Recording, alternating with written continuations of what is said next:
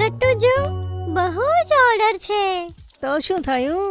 Burger અને cake Gattu બનાવે વગર બ્રેક. Food express. ઓર્ડર હોય રાઈટ, કોઈન્સ મળશે ડે અને નાઈટ. લિંક છે ડિસ્ક્રિપ્શનમાં. જલ્દીથી પુન્ટુન કિડ્સ ગેમ ડાઉનલોડ કરો અને ફન શરૂ કરો. Kite flying competition. Monty versus Chinki.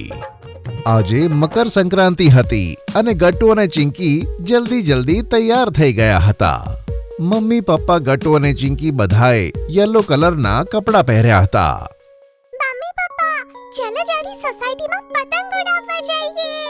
હા ચિંકી, હું તો બહુ એક્સાઇટેડ છું બધાની સાથે મકર સંક્રાંતિ સેલિબ્રેટ કરવા માટે. અને આ વખતે આપણા બધા મિત્રોની સાથે શિવા અને કીર્તિ દીદી પણ હશે. હા અને બિંગોની પણ આપણા સાથે પહેલી મકર સંક્રાંતિ છે. હા બાળકો, ચાલો જઈએ. હા, પહેલા આવો સાથે પૂજા કરી લઈએ. બધા લોકો સાથે મંદિરની સામે જાય છે.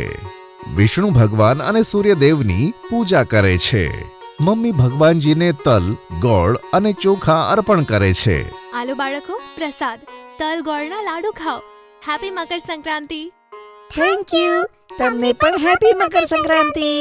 મમ્મીનો બનાવેલો યમી પ્રસાદ ખાઈને બધા નીચે જાય છે. સોસાયટી ગ્રાઉન્ડમાં ઘણી ચહેલ પહેલ હતી. બધી બાજુ કાઇટ્સના સ્ટોલ લાગેલા હતા અને લોકો કાઇટ્સ ખરીદતા હતા. આકાશમાં પણ ઘણા રંગબેરંગી પતંગો ઉડતા હતા. વાવ, આજે તો બહુ મજા આવવાની છે, કેમ નહીં બિંગો? અરે બિંગો, આરામથી. ત્યાં જ ગટ્ટુ ચિંકીના ફ્રેન્ડ્સ હરી, ગુડ્ડી અને બંટી ત્યાં આવે છે.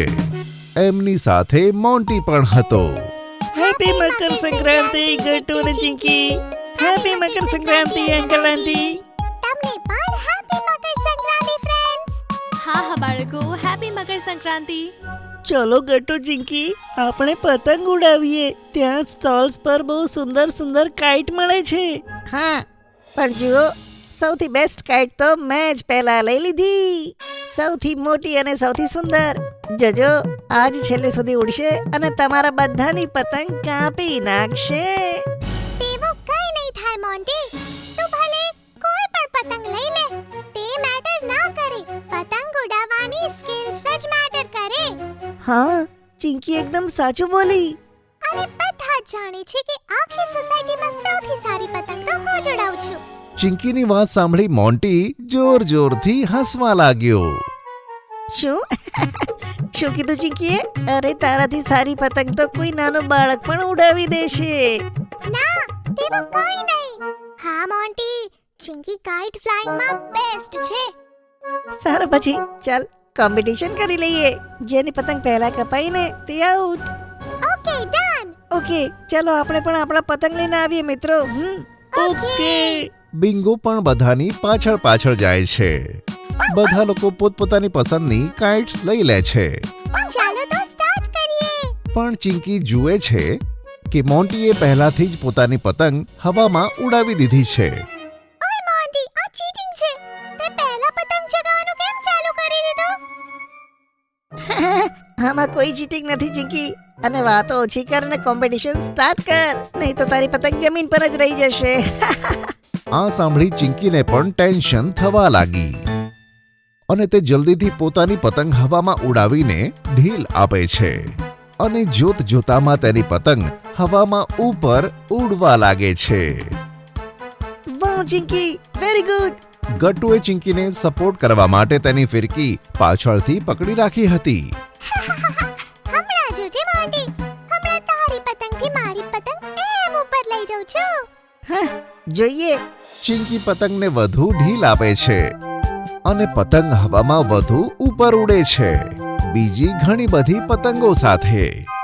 આ જોઈને બીજા બધા બાળકો ખૂબ જ ખુશ થાય છે અને બધા તે બંને જણાને ચીયરઅપ કરવા લાગે છે. યે! ચિંકી, તું તો થોડા જ સેકન્ડ્સમાં બધાથી ઉપર પહોંચી ગઈ. યસ! પણ હવે વધુ વાર નહીં. હું તારી પતંગ હમણાં કાપી દઉં છું ચિંકી. મોન્ટી તેની પતંગને આકાશમાં ઉપર લઈ જાય છે. આ જોઈને ચિંકી પણ તેની પતંગ ઉપર લઈ જાય છે.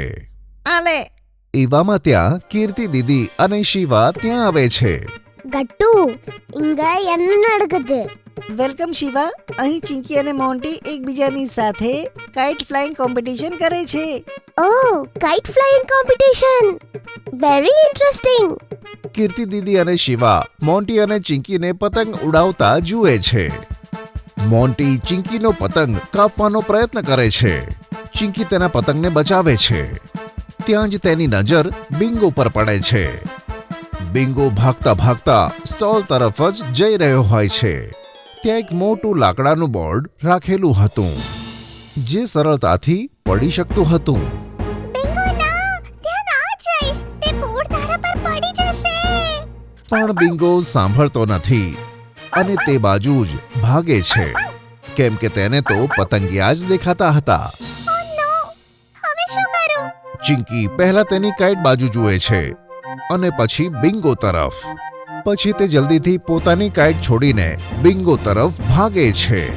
પાછળ ઉભેલો ગટ્ટુ કહે છે ચિંકી તારી પતંગ.